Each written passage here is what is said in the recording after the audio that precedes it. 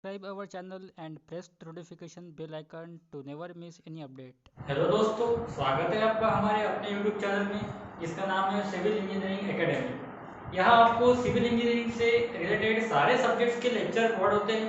तो आज जिस टॉपिक के ऊपर हम लोग लेक्चर बनाने वाले हैं उसका नाम है moment distribution method. Moment distribution method का पार्ट 1 जो है वो ऑलरेडी अपलोड हो चुका है अपने चैनल पे। उसको आप नीचे दिए गए डिस्क्रिप्शन लिंक पे से देख सकते हैं या फिर आप आई बटन पे क्लिक करके वो देख सकते हैं। डिस्क्रिप्शन बॉक्स में उसका लिंक दिया हुआ है, तो आप लोग वो पार्ट जरूर देखिएगा क्योंकि उस पार्ट में मैंने carry over factor, stiffness factor और डिस्ट्रीब्यूशन फैक्टर कैसे कैलकुलेट करते हैं उसका बेसिक कंसेप्ट पूरा समझाया हुआ है। जो लोग वो पार्ट ना देखते हुए डायरेक्ट इस पार्ट को देखेंगे उनको ये प्रॉब्लम बिल्कुल भी समझ में नहीं आएगा। पहले इसका प्रीवियस पार्ट देखिए और फिर इसके ऊपर आइए ताकि आपको प्रॉब्लम बेहतर समझ में आए। इंजीनियरिंग स्टूडेंट्स को 13 मार्क्स के लिए ये क्वेश्चन एग्जाम में 100% आता और पॉली के स्टूडेंट्स को 8 मार्क्स के लिए क्वेश्चन एग्जाम में 100% आता है। तो ये दोनों भी ब्रांचेस के लिए, दोनों भी डिप्लोमा डिग्री के लिए ये लेक्चर बहुत ज़्यादा इंपॉर्टेंट है, इसको बिल्कुल मिस मत कीजिएगा। आज जिस न्यूमेरिकल को हम सॉल्व करेंगे वो देखो प्रॉब्लम आपके सामने आ रहा होगा। अभी इस तरह का एक प्रॉब्लम दिया हुआ है अपने को, इसमें एक एंड फिक्स दिया हुआ है और एक एंड हिंज, दो बाकी जो सपोर्ट्स है वो सारे हिंज सपोर्ट्स है। टोटल 4 सपोर्ट है इसके अंदर, पहला एक फिक्स है और बाकी 3 सपोर्ट हिंज है। देखो उसका डायग्राम निकालता हूं मैं। इस तरह का डायग्राम दिया हुआ है, ये बाकी सपोर्ट्स जो है वो हिंज दिए हुए हैं और एक सपोर्ट उसमें फिक्स दिया हुआ है। तो इसके ऊपर यूडीएल एक्ट हो रहा है जैसा आपने प्रॉब्लम में देखा होगा और इसके ऊपर दो पॉइंट लोड एक्ट हो रहे हैं। यूडीएल का वैल्यूज मेरे पास मॉडल लिखा हुआ है, तो यूडीएल का वैल्यूज है 30 किलो न्यूटन पर मीटर और पॉइंट लोड की जो वैल्यूज है वो है 80 किलो न्यूटन और 45 किलो न्यूटन। ये दो वैल्यूज है पॉइंट लोड की, 80 और 45। ये स्पैन दिए हैं 4 मीटर के, सब स्पैन 4 मीटर के हैं। ये जो बीच में का लोड है 2 मीटर का आ रहा और ये इसेंट्रिक लोड है जो 1 मीटर और 3 मीटर का आ रहा रिस्पेक्टिवली। ठीक है, मैं जानबूझ के कॉलम सिलेक्ट किया हुआ क्योंकि इसके अंदर कैसा हो रहा, इसमें और भी एक चेंजेस दिया हुआ है कि ये आई दिया हुआ है, इसका भी मोमेंट ऑफ इनर्शिया आई दिया हुआ है, इसका मोमेंट ऑफ इनर्शिया 1.5 आ दिया है। तो जानबूझ के कॉलम सिलेक्ट किया हुआ इसमें कैसा है, तीनों भी केसेस अपनी फॉर्म हो जाएगी। यूडीएल भी फॉर्म हो जाएगा, सेंटर लोड भी आ गया, इसेंट्रिक लोड भी आ गया और उसके बाद में अलग अलग यूनिफॉर्म आय नहीं है, सबके आय अलग अलग है। तो अलग अलग आय रहते तब क्या करना पड़ता है, ये भी एक कवर हो जाता है। ठीक है, तो सबसे पहले क्या करना है अपने को, सबसे पहले अपने को करने का सबसे पहले अपने को इसकी जो पॉजिटिव बीएमडी वो निकाल देनी है। सबसे पहले जो लोड इसके ऊपर दिया है ये लोड को सिंपली सपोर्ट बीम में कन्वर्ट करके इसका पॉजिटिव बीएमडी अपने को निकाल देने का है। तो ये आप बेहतर निकाल सकते हैं। देखो शॉर्ट में निकालता, पहला शब्द पहले लिया स्पैन एबी, तो एबी स्पैन को अगर सिंपली सपोर्ट कंसीडर किया तो simply support beam carrying UDL over the entire span, क्योंकि पॉजिटिव बीएम जो रहता है वो सिर्फ सिंपली सपोर्ट के लिए निकलता। कोई भी फिक्स सपोर्ट रहा, कंटीन्यूअस सपोर्ट रहा तो उसमें नेगेटिव बीएम भी फॉर्म होता। तो अपने को निकालना क्या है, फर्स्ट स्टेप में अपने को निकालना है सिर्फ to find positive bending moment. Positive मतलब फ्री बेंडिंग मोमेंट। तो पॉजिटिव बीम निकालने के लिए बीम का सिंपली सपोर्ट होना बहुत जरूरी है। तो हर एक बीम को, हर एक स्पैन को सिंपली सपोर्ट कंसीडर करो और हर एक स्पैन का पॉजिटिव बीम निकालो। तो पहले एबी स्पैन कंसीडर किया, फुल स्पैन में यूडीएल है, तो फुल स्पैन जब यूडीएल रहता है तो उसमें वैल्यू रहती है WL/8। W दिया है 30 into 4 square upon 8। इसको सॉल्व करोगे तो इसका आंसर आएगा, इसका आंसर आता है 60 केल्विन आ रहा है। इसको सॉल्व करो, इसका आंसर आपका आएगा 60 केल्विन। ठीक है, मेरे पास में सब आंसर निकाले हुए हैं, आप लोग आंसर निकाल लेना अच्छे से। उसके बाद में निकालेंगे फॉर स्पैन बीसी के लिए। फॉर स्पैन बीसी के लिए, बीसी स्पैन देखो सिंपली सपोर्ट स्पैन कंसीडर करो, उसके ऊपर सेंट्रल लोड है। सेंट्रल लोड में फार्मूला क्या आता है, सेंट्रल लोड में फार्मूला आता है WL/4। WL/4 इसका W दिया है 80 और स्पैन दिया है 4 और स्पैन भी 4 है और नीचे कांस्टेंट भी 4 है। तो कंसीडर हो जाएगा और आंसर कितना आएगा, 80 आएगा आंसर। ये 80 into 4 upon 4, 4 कैंसिल। और वैसे अगर तीसरे स्पैन का निकालो तो तीसरे स्पैन में फार्मूला आता WAB/L। अगर स्पैन CD के लिए आप बेंडिंग मोमेंट निकालते हैं, पॉजिटिव बेंडिंग मोमेंट, उसका वैल्यू आता है, उसका फार्मूला आता है WAB/L।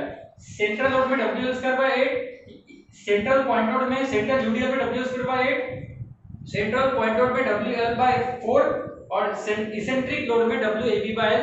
इसका जो आंसर आता है वो है 33.75। तो इसका जो आंसर आता है वो है 33.75। ये आप एकदम बेसिक स्टेप है, ये आप सब लोग निकाल सकते। इसके ऊपर लोड है 45 का, ये वैल्यू इसको बोलते हैं अपन ए और इसको बोलते हैं बी। लोड के लेफ्ट हैंड के डिस्टेंस को बोलते हैं अपन ए और राइट हैंड के डिस्टेंस को हमेशा बोलते हैं अपन B. W A B by L से ये वैल्यू आपको आसानी से मिल जाएंगी। तो ये हो गए अपने पॉजिटिव बीएम, और इस तरह से आप इसकी डायग्राम में निकाल सकते हैं। सारे पॉजिटिव बीएम का डायग्राम निकाल सकते हैं। सेंट्रल यूडीएल है तो इस पे आएंगे पैराबोला, पॉइंट आउट है तो ट्रायंगल, पॉइंट आउट है तो ट्रायंगल। इसका आंसर 60 आया था अपना, इसका थोड़ा ज्यादा आया 80 और इसका एकदम कम आया 33.75। तो इसको इजीली प्लॉट कर सकते हैं और सारे जो बीएमडी है वो आपको मिल जाएंगे इसके ऊपर, ठीक है। तो अब अपन क्या करेंगे, अब अपन स्टेप नंबर 2 पे जाएंगे। ये फर्स्ट स्टेप बहुत बेसिक था, तो ये डायग्राम आप निकाल लो आपके रजिस्टर में, ये सब लिख लो। फिर अपन सेकंड स्टेप पे जाते हैं। सेकंड स्टेप पे क्या करना है अपने को, अभी क्या किया अपन ने, अभी अपन जितने भी अपने को स्पैन दिए सारे स्पैन को सिंपली सपोर्ट कंसीडर किया और पॉजिटिव बीएम निकाला, क्योंकि पॉजिटिव बीएम सिर्फ सिंपली सपोर्ट के लिए निकाल के आता। अब क्या करने का है, जितने भी स्पैन दिए सारे स्पैन को फिक्स कंसीडर करो, सारे स्पैन को फिक्स कंसीडर करना और अपने को निकालना है अब सारे स्पैन का फिक्स्ड मोमेंट। तो जितने भी स्पैन है सबको फिक्स कंसीडर करके अपन क्या करेंगे, अपन निकालेंगे अब फिक्स्ड मोमेंट। तो अच्छे से ध्यान दो स्टेप नंबर 2 से, क्योंकि स्टेप नंबर 2 से बहुत ज्यादा इंपॉर्टेंट है प्रॉब्लम। देखो स्टेप नंबर 2 पे जाता हूं मैं। स्टेप नंबर 2 का नाम क्या देना, to find fixed moment by considering each span as fix. हर एक स्पैन को फिक्स कंसीडर करना, जैसे ये स्पैन सिंपली सपोर्ट है, ये भी सिंपली सपोर्ट दिख रहा, लेकिन हर एक स्पैन को फिक्स कंसीडर करके ही अपन फिक्स्ड मोमेंट निकाल सकते हैं। फिक्स्ड मोमेंट निकालने के लिए सारे स्पैन का फिक्स होना बहुत जरूरी है। तो हर एक स्पैन के निकालना है। जैसा पहले निकालता मैं फॉर स्पैन AB, पहले अपन निकालेंगे AB स्पैन के लिए। तो देखो हर एक स्पैन पे दो मोमेंट आने वाली है। जैसा ये AB स्पैन है कंसीडर करता हूं मैं, तो AB स्पैन पे दो मोमेंट आएंगी। एक मोमेंट आएंगी A से लेके B पे जाने वाली MAB, और दूसरा आएगा B से लेके A पे जाने वाला MBA। तो ये जो मोमेंट अपन निकाल रहे हैं ना फिक्स्ड मोमेंट, ये फाइनल मोमेंट नहीं, ये सब टेंपरेरी मोमेंट है, इसको फाइनल कंसीडर करना नहीं है। ये सब टेंपरेरी मोमेंट है, आगे जाके फाइनली ये चेंज भी होंगी। जैसा कि ये डी सपोर्ट सिंपल है, तो वैसे देखा जाए तो सिंपल सपोर्ट मोमेंट हमेशा जीरो आती है, लेकिन अभी अपन फाइंड करेंगे, लेकिन आगे जाके वो जब अपना क्वेश्चन सॉल्व होगा पूरा, तो तुम्हारे को एनडी का आंसर जीरो ही मिलने वाला है, ठीक है। ये तो सब टेंपरेरी है, ये बेस है। हार्डी क्रॉस ने क्या किया है, एक बेसिक स्टेप लिए, इसको एक बेस बनाया है प्रॉब्लम सॉल्व करने के लिए। ये सब मैंने पार्ट नंबर 1 में एक्सप्लेन किया है कि अपन इसको क्यों बेस बनाते, तो उसके ऊपर आप जब वो देखोगे तो आपको समझ में आएगा। तो पहले अपन लेंगे फॉर स्पैन AB। जैसा मैंने बताया AB स्पैन, तो AB स्पैन पे दो मोमेंट आने वाली है, तो एक मोमेंट आएंगी AB और दूसरी आएंगी BA। मैं क्या लिखता हूं इसको, मैं इसको लिखता हूं MFAB और MFBA। मैंने पहले ही बताया ये फाइनल मोमेंट नहीं है, क्या है, टेंपरेरी मोमेंट है। तो टेंपरेरी के अंदर और फाइनल के अंदर नाम में कुछ फर्क होना चाहिए ना। टेंपरेरी का अपन नाम देंगे MAB, फाइनल का नाम देंगे अपन MAB, तो गलत हो जाएगा। इसलिए टेंपरेरी को मैंने क्या कर दिया, MFAB दे दिया और MFBA दे दिया, ताकि फाइनल को मैं दूंगा MAB और MBA, ठीक है। तब देखो फर्स्ट मोमेंट कैसे दिख रही है आपको, ये कैसी टर्न हो रही, ये टर्न हो रही एंटी क्लॉकवाइज और ये टर्न हो रही क्लॉकवाइज। तो हार्डी क्रॉस साइन कन्वेंशन क्या दिया है, anti clockwise minus clockwise plus. तो पहला एंटी क्लॉकवाइज दिखा तो क्या आएगा, माइनस आएगा WL²/12। फिक्स एंड मोमेंट का फार्मूला कोई फिक्स बीम के अंदर आप जाके देख सकते हैं। फिक्स एंड मोमेंट, अगर इस बीम को फिक्स बीम कंसीडर करूं और उसके पूरे स्पैन पर अगर लोड है यूडीएल है, तो उसमें फार्मूला क्या आता है, WL²/12। ये आपको पता होना चाहिए, 30 × 4²/12। ये हो गया 30 × 4²/12। इसका आंसर आएगा -40।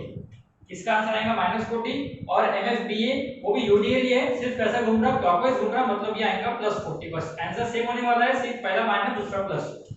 हर एक स्पैन के लिए पहला माइनस दूसरा प्लस, हमेशा पहला घूमता एंटी क्लॉकवाइज और दूसरा घूमता क्लॉकवाइज।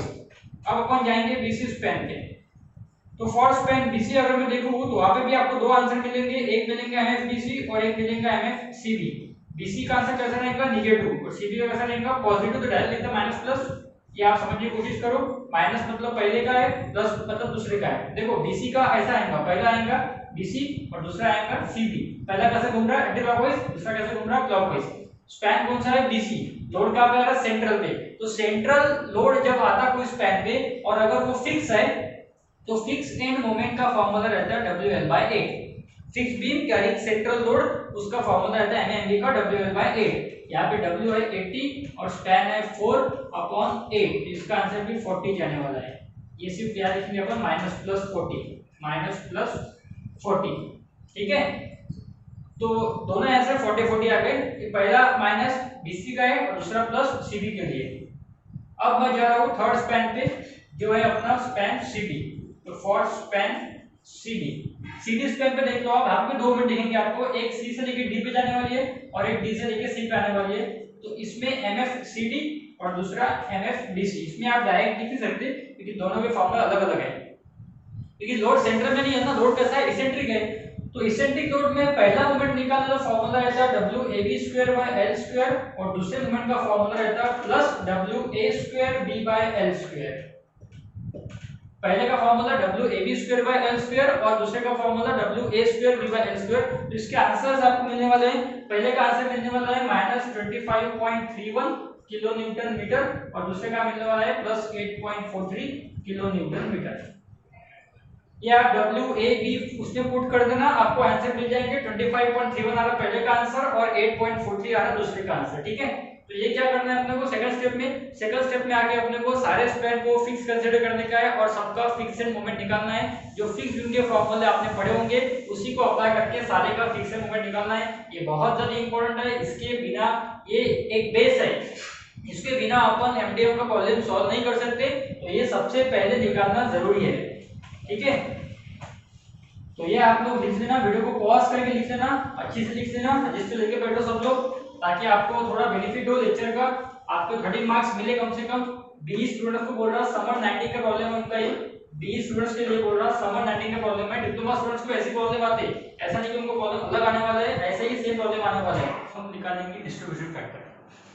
2 स्टेप सॉल्व कर लिए हम लोगों ने। फर्स्ट स्टेप में अपने क्या किया, अपने फर्स्ट स्टेप में फ्री वेव निकाल लिया, पॉजिटिव वेव निकाल लिया। सेकंड स्टेप में अपन ने सारे स्पैन को फिक्स कंसीडर करके उसका फिक्स एंड मोमेंट निकाल लिया, MFAB MFB वगैरह अपन ने वो सब निकाल लिया। अब क्या करना है अपने को थर्ड स्टेप में अब निकालना है डिस्ट्रीब्यूशन फैक्टर। डिस्ट्रीब्यूशन फैक्टर जो रहते हैं वो बेसिकली डिपेंड रहते हैं स्टिफनेस फैक्टर के ऊपर। तो मैंने टेबल तैयार कर दिया, देखो जॉइंट मेंबर के समेशन के DF। ये K का मीनिंग क्या है, K का मीनिंग होता है स्टिफनेस फैक्टर। और ये स्टिफनेस फैक्टर कैसे निकालते रहते, ये कौन से कंडीशन पे डिपेंड रहता है, ये सारा पार्ट 1 में डिस्कस किया हुआ है, तो आप देख लेना एक बार। तो स्टिफनेस फैक्टर देखो कैसे निकालते रहते हैं। स्टिफनेस फैक्टर जो रहता है वो बेसिकली हर एक जॉइंट पे निकलता है और DF भी जो रहता है वो बेसिकली हर एक जॉइंट पे निकलता है। मतलब अपने को अगर DF निकाला तो अपने को 2 जॉइंट कंसीडर करना है इस प्रॉब्लम के अंदर। मतलब इस प्रॉब्लम में 2 जॉइंट दिख रहे हैं तुम लोगों को, एक जॉइंट दिख रहा है B और एक जॉइंट दिख रहा है C। B जॉइंट के 2 मेंबर दिख रहे हैं, एक मेंबर दिख रहा है BA, दूसरा मेंबर दिख रहा है BC। और C जॉइंट के 2 मेंबर हैं CB और CD। तो इसी तरह हर एक जॉइंट, जहां जितने भी जॉइंट होंगे प्रॉब्लम के अंदर, वो हर जॉइंट पे अपने को निकालना पड़ेगा डिस्ट्रीब्यूशन फैक्टर, ठीक है। तो इसमें देखो B जॉइंट देख रहा पहले मैं, तो B जॉइंट को लिखता हूं मैं। तो B जॉइंट के 2 मेंबर कौन से हैं, एक मेंबर है BA और एक मेंबर है BC। तो देखो B से लेके A के पास में देखो, अगर B से लेके A के पास में देखते अपन तो ये एंड कैसा दिख रहा, फिक्स दिख रहा। तो अगर अपन जिस जॉइंट पे खड़े रह के उस मेंबर के एंड को देख रहे हैं और अगर वो मेंबर फिक्स है या फिर आगे कंटिन्यू है, तो उस केस में K निकालने के लिए अपन फॉर्मूला यूज करते हैं I/L। ये मैंने ऑलरेडी पार्ट में बताया हुआ है कि कंडीशन क्या यूज करना पड़ता है। तो अगर फार एंड आपका फिक्स है या आपका फार एंड कंटिन्यू है तो अपन K का फॉर्मूला यूज करते हैं I/L। इसका I भी अपने को I ही पुट करने का है और L इसका 4 है, तो ये आ गया 0.25 I 1/4, 0.25 I। अब अगर मैं BC कंसीडर करता तो देखो B से लेके C की तरफ देखो, ये सपोर्ट दिखता आपको सिंपल, ये हिंज है, मतलब क्या सिंपल सपोर्ट एक तरह से, लेकिन ये सपोर्ट क्या कर रहा, ये सपोर्ट बीम को आगे कंटिन्यू कर रहा है। बीम यहाँ पे स्टॉप था ना, हो गया अपना बीम C के आगे कंटिन्यू है। तो अगर मेंबर ऐसा कोई मेंबर जो बीम को कंटिन्यू करता तो उस सपोर्ट को बोलते हैं अपन कंटिन्यूअस सपोर्ट। जैसे BC मेंबर क्या कर रहा है, BC मेंबर बीम को कंटिन्यू कर रहा है D तक, मतलब ये C जॉइंट जो हो गया वो C सपोर्ट जो हो गया वो C को बोलेंगे हम कंटिन्यूअस सपोर्ट, इसके आगे बीम कंटिन्यू है। तो BC के लिए भी मैं K का फॉर्मूला यूज करूंगा, BC के लिए भी आपको K का फॉर्मूला I/L ही यूज करना है। अभी बताया मैंने कि फिक्स रहा या कंटिन्यू है सामने तो I/L ही यूज करने का है। तो इसमें भी I/L आएगा, I/4 ये भी आएगा 0.25 I। अब दोनों की सम करेंगे अपन तो क्या हो जाएगा 0.5 समेशन की मतलब दोनों की सम। और डीएफ निकालना है आपको, तो डीएफ का फॉर्मूला क्या था, जिस मेंबर का डीएफ निकालना है ना उस मेंबर का के देखने का और उस जॉइंट पर का समेशन के देखने का। जैसे बीए का डीएफ निकालना है तो बीए का के देखो और बी जॉइंट का समेशन के देखो, तो बीए का के कितना है 0.25 आए और समेशन के कितना है उसका समेशन क्या आ रहा है 0.5 आए, ये आई कैंसिल कितना है 0.25 अपॉन 0.5 अपना डीएफ का पहला आंसर कितना आ गया 0.5। वैसे अगर बीसी का डीएफ निकालोगे तो उसका भी के भी उतना ही है, समेशन के भी उतना है, तो बीसी का भी डीएफ कितना आएगा 0.5 आने वाला है। और ये दोनों की सम नहीं क्या हमेशा बनाने पड़ना है, दोनों भी डीएफ का एक जॉइंट के ऊपर जो दो डीएफ निकालोगे उन दोनों डीएफ का सम हमेशा 1 रहने को होना, ये बात आपको ध्यान में रखना, ठीक है। अब अपन सी जॉइंट की तरफ जाएंगे। सी के भी दो मेंबर दिख रहे हैं आपको, एक दिख रहा है सीबी और दूसरा दिख रहा है सीडी। अब देखो सी से लेके बी की तरफ देखो, अब सीबी मेंबर क्या करता है, सीबी मेंबर भी ये बी सपोर्ट बी क्या कर रहा है, बीम को आगे कंटिन्यू कर रहा है। अपन जब सी से लेके बी की तरफ देखते तो बी जॉइंट भी क्या करता है, बीम को आगे कंटिन्यू करता, मतलब ये भी आगे कैसा है कंटिन्यू भी है और आगे तो फिक्स भी है, मतलब सीबी के लिए भी क्या आएगा I/L ही आने वाला है, मतलब I/4 ही आने वाला है 0.25 I। और अब सी से लेके डी की तरफ देखो, अब डी सपोर्ट आगे कंटिन्यू है क्या, बीम को कंटिन्यू करता है क्या, डी सपोर्ट बीम को कंटिन्यू नहीं करता, डी सपोर्ट पे क्या हो गया बीम रुक गया, मतलब डी सपोर्ट कैसा है सिंपल सपोर्ट है, हिंज सपोर्ट है, रोलर सपोर्ट कैसा भी रहो, सिंपल रोलर हिंज या कैंटिलीवर कैसा भी रहो, सारे कंडीशन में अपन के का फॉर्मूला यूज करते हैं 3/4 I/L। तो अगर आखिरी का सपोर्ट बी को कंटिन्यू नहीं करता वहां बीम रुक गया, मतलब वो सिंपल सपोर्ट ही है। अगर ये फिक्स रहता है यहाँ पर तो फिक्स सपोर्ट है अपन, लेकिन वो फिक्स नहीं है हिंज है, तो उस केस में अपन लेते हैं 3/4 I/L। और इसका आंसर आपको मिलने वाला है, इसका आंसर आपको मिलने वाला है 0.281 I 0.281 I। और दोनों की सम कर दो, आप दोनों की सम हो जाएंगी 0.531 I। और फिर इसका के अपॉन इसका समेशन की इसका डीएफ मिलेगा और इसका के अपॉन समेशन की इसका डीएफ मिलेगा, तो सीबी का डीएफ आता अपना आपने आंसर निकालना के अपॉन समेशन की, इसका आंसर आएगा 0.57 और इसका आंसर आने वाला है 0.53। तो इस तरह से आपको ये दो जॉइंट के 4 डीएफ मिल गए, हर एक जॉइंट पे 2 मेंबर रहते हैं, तो बीए बीसी और सीबी सीडी, और ये सारे डीएफ का आंसर बनाने को ना, ठीक है। कभी ये 0.467 आ रहा, ये 524 आ रहा, तो राउंड अप में 0.47 0.53 कर देना, ताकि अपने को 2 डिजिट के आंसर मिले, कैलकुलेशन में और सिंपल जाता है, 2 डिजिट के आंसर निकालना कैलकुलेशन सिंपल जाएंगे थोड़े से, ठीक है।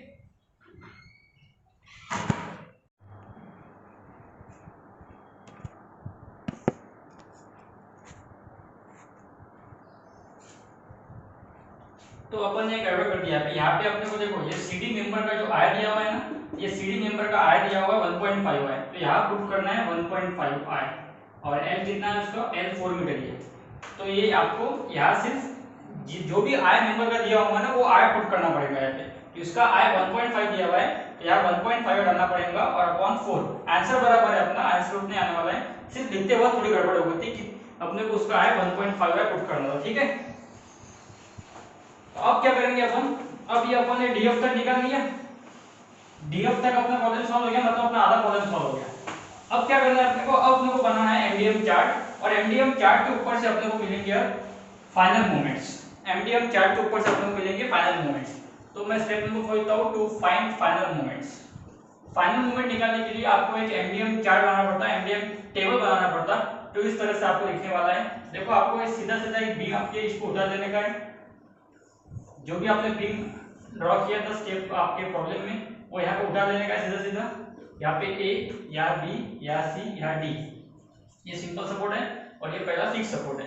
जो दो डीएफ निकाले थे आपने वो लिखना है यहाँ पे, इसका निकाला था 0.5 और इसका निकाला था पहला 0.47 सीडी का और दूसरा सीडी का 0.53, ठीक है, ये आपको लिख देने का है। और उसके बाद में आपने जो स्टेप नंबर 2 में फिक्सेड मोमेंट निकाली थी एफईएम, जो फिक्सेड मोमेंट निकाली थी आपने, हर एक स्पैन के 2 मोमेंट निकाले थे A B B A B C C B C D D C, वो सारे मोमेंट लिख देना है यहाँ पे। तो उसके आंसर आपके पास में होंगे, लिखा लेंगे अपन ने -40 +40 -40 +40 -25.31 +8.43, इस तरह से अपन ने आंसर निकाले थे।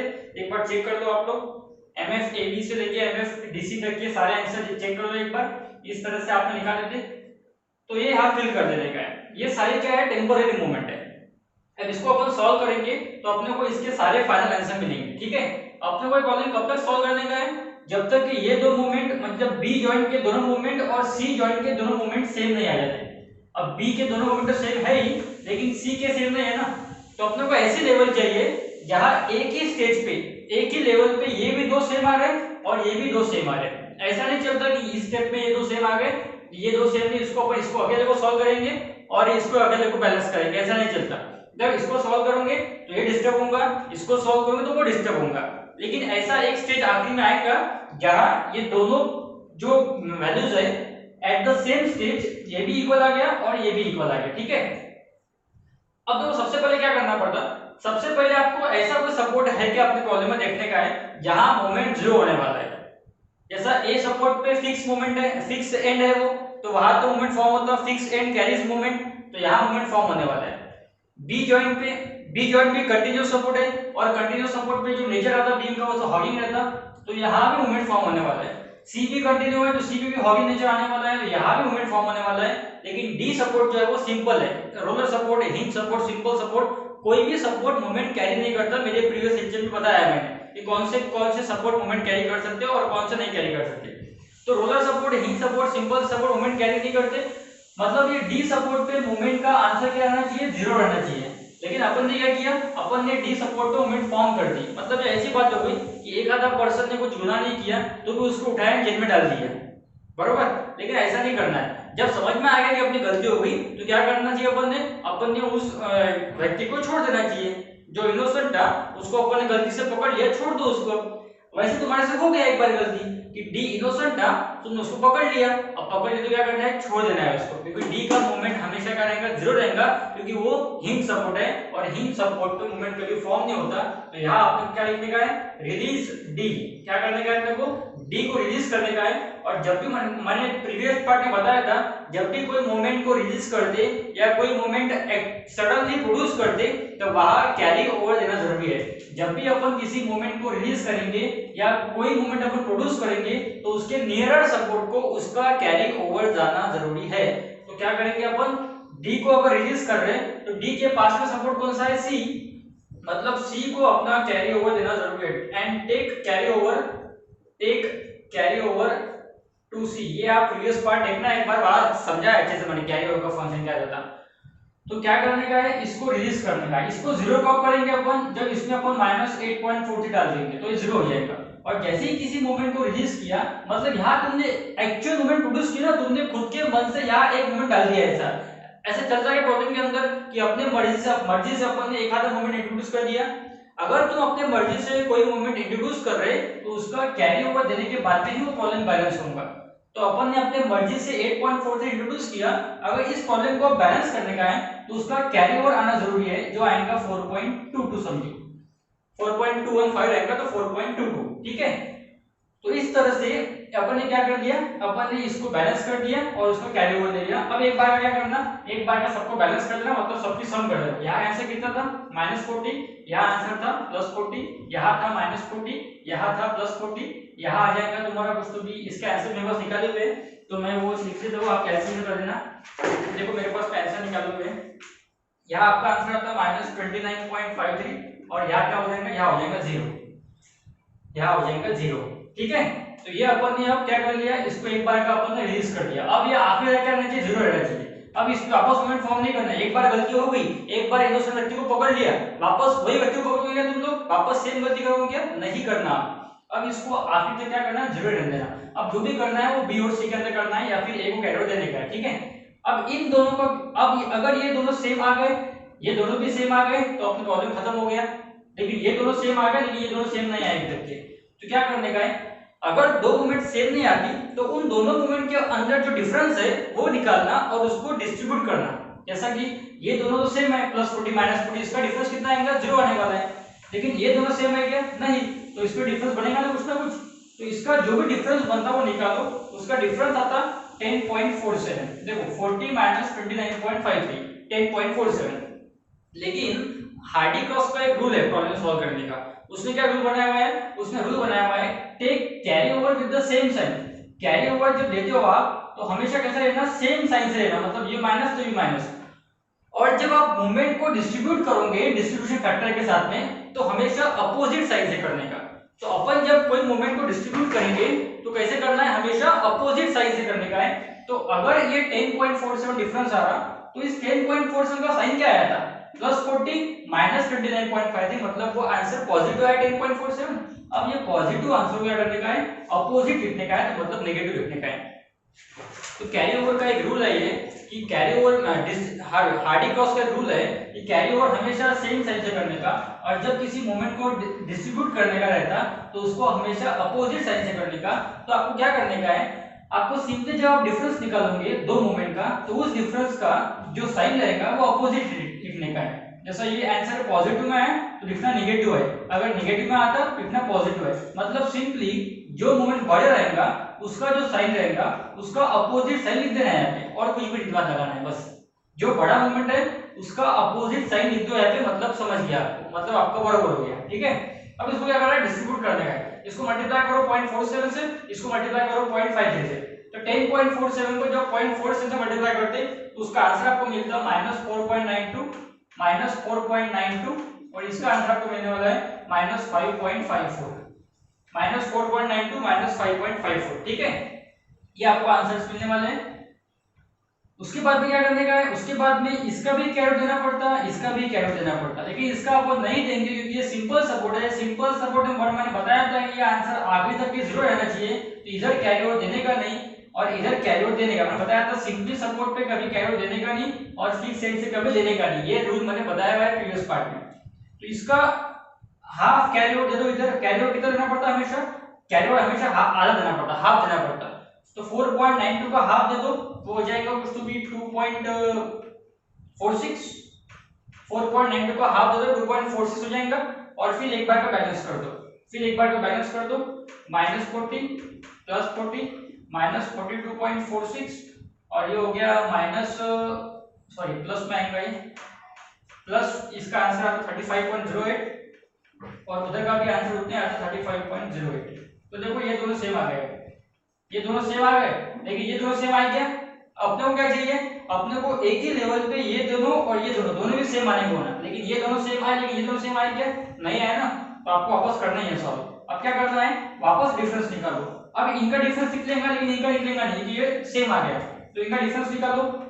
डिफरेंस आएगा 2.46 का, तो ये बड़ा साइन, बड़ा नंबर कौन सा, ये इसका साइन क्या है माइनस, क्या लिखूंगा मैं, क्या लिखूंगा प्लस 2.46।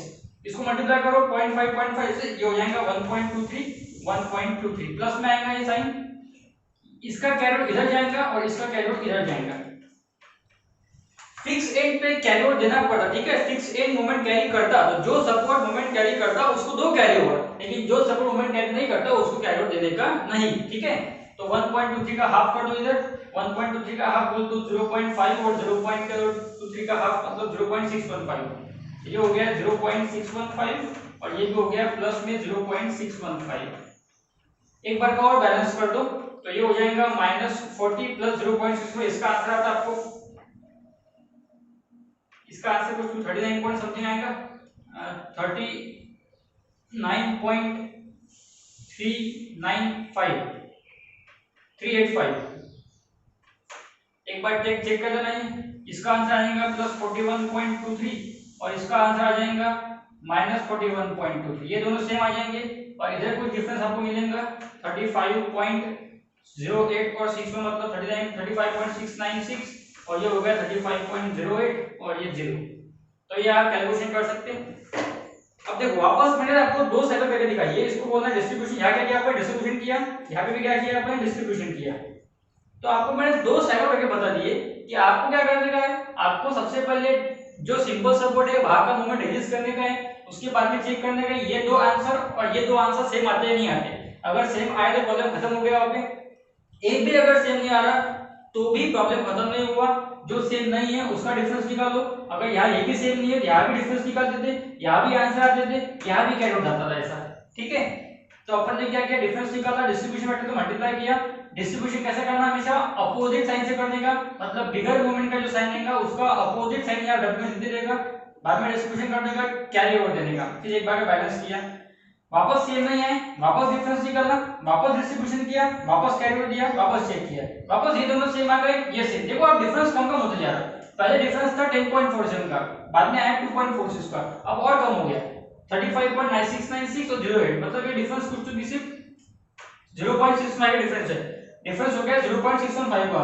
तो डिफरेंस कम कम होता जा रहा है। ऐसा 2 बार और करोगे आप, 1 से 2 बार करोगे और सॉल्व, तो आपको आखिरी में ये दोनों आंसर और ये दोनों आंसर सेम मिलने वाले हैं और इतना मिल गया कि आपका प्रॉब्लम खत्म हो गया। जब आपको ये आंसर पूरे सेम मिल जाएंगे तो आप याद रख देना फाइनल मोमेंट। जब आपको ये आंसर सेम मिल जाएंगे तो याद रख देना फाइनल मोमेंट और इसको डायग्राम पे प्लॉट कर देना। इसको आपको क्या करने का है, एमबी और एमसी के आंसर को आपको बीएम पे प्लॉट कर देने का है। तो वो सिंपल है, वो आप लोग कर सकते, जैसे आप क्लास में करते वैसे बीएमडी निकालना है, ठीक है। तो ये अपना एक एमडीएम का अपन ने सॉल्व किया न्यूमेरिकल। इसके बाद में आपको 1-2 साइकिल करना है और तो आपको ये आंसर सेम मिलने वाले हैं और उसके बाद में इसको आपको बीएमडी में प्लॉट कर देने का, ठीक है। तो इस तरह से ये प्रॉब्लम सॉल्व करना पड़ता है। बेसिकली 3 से 4 सेकंड प्रॉब्लम रहता है, लेकिन बहुत इंपॉर्टेंट है और थोड़ा किसका प्रॉब्लम भी है क्योंकि इसमें साइन कन्वेंशन को ध्यान में रखना पड़ता है, अपोजिट साइन देना पड़ता है, कैरी ओवर हर बार देना पड़ता है। कभी अपन कैरी ओवर देना भूल गए तो अपना प्रॉब्लम रॉन्ग ही होता, कभी अपन ने विदाउट कैरी ओवर देके बैलेंस कर दिया तो अपना प्रॉब्लम रॉन्ग ही होने वाला है, ठीक है। तो ये सारे बारीक बारीक चीजों को ध्यान में रखना और आराम से प्रॉब्लम सॉल्व करना, कूल से काम से एकदम प्रॉब्लम सॉल्व करना, ताकि आपको 30 मार्क्स पूरे मिल सके और डिप्लोमा स्टूडेंट्स को भी 8 से 8 मार्क का जो प्रॉब्लम एग्जाम में आता उनको 8 मार्क पूरे मिल सके, ठीक है। तो वीडियो पसंद आया हो तो इसको लाइक करो और अपने चैनल को सब्सक्राइब करो और नोटिफिकेशन बेल को ऑन कर दो ताकि आपको सारे लेक्चर्स के नोटिफिकेशन तुरंत मिल सके, सबसे पहले मिल सके। Thank you.